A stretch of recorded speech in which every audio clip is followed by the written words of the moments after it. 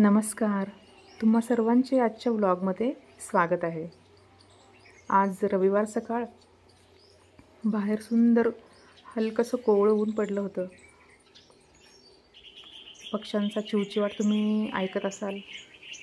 आजकाल शहरामध्ये अशा पक्ष्यांचा चिवचिवाट ऐकणं फार दुर्मिळ झालं आहे, हो की नाही?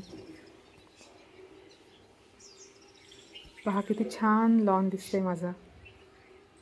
भाग्यवान आहे आम्ही अशा कॅम्पसमध्ये राहतो जिथे एवढा निसर्ग देखावा आहे.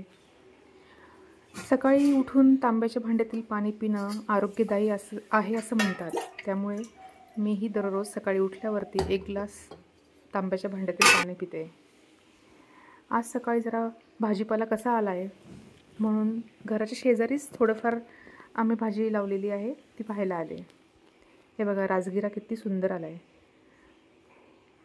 मस्त राजगिऱ्याची पालेभाजी खरंच खूप छान लागते आणि आरोग्यासाठीही चांगली आहे. पालक पण थोडासा टाकला होता, पण पावसामुळे मध्यंतरी खूप पाऊस पडला त्यामुळे पालक खराब आला. आता ही हळद लावलेली होती, मला वाटते 4 महिने झाले असतील. आता पानं सुकायला लागली आहेत. नक्कीच हळद काढल्यावरती मी तुमच्याबरोबर शेअर करेन. यावेळी शेतामध्ये थोडी ब्रोकोलीही लावली आहेत, बघू कशी येत आहेत.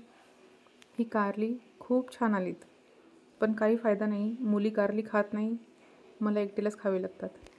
आणि सध्या हजबंड ड्युटीवर गेलेले आहेत. वेगवेगळ्या प्रकारच्या भाज्या लावण्याचा मी प्रयत्न करते. राहीबाई पोपरे तुम्हा सर्वांना माहिती आहेत, ज्यांनी गावरान बियांचं संकलन केलेलं आहे. त्यांच्याकडूनच आम्ही काही गावरान जातीची बिया मागवल्या होत्या भाज्यांच्या. तर त्यातूनच आम्ही ही रोपं तयार केलेली आहेत. बघा, वांगी अजून आलेली नाही, फुलं आलेली आहेत. पपयाच्या झाडाला छान पपया लागलेल्या आहेत, अजून कच्च्या आहेत. छान वाटतं ना आपणच लावलेल्या भाज्या येऊन पाहणं, त्या किती वाढल्या ते, किंवा त्या तोडणं, त्याची भाजी करणं. हा आनंद काही वेगळाच आहे. आणि आम्ही नशीबवान आहे की आम्हाला थोडीफार जागा मिळालेली आहे सरकारी क्वार्टर असल्यामुळे. त्यामुळे जास्तीत जास्त प्रयत्न करते मी की काही ना काहीतरी लावता येईल स्वतःच्या हातानं. कोबी काही फारसा चांगला येत नाही इथे, कारण की माती एवढीही चांगली नाही आहे. शेजारच्यांच्या क्वार्टरमधील केळी आमच्या साईडला झुकलेले आहेत.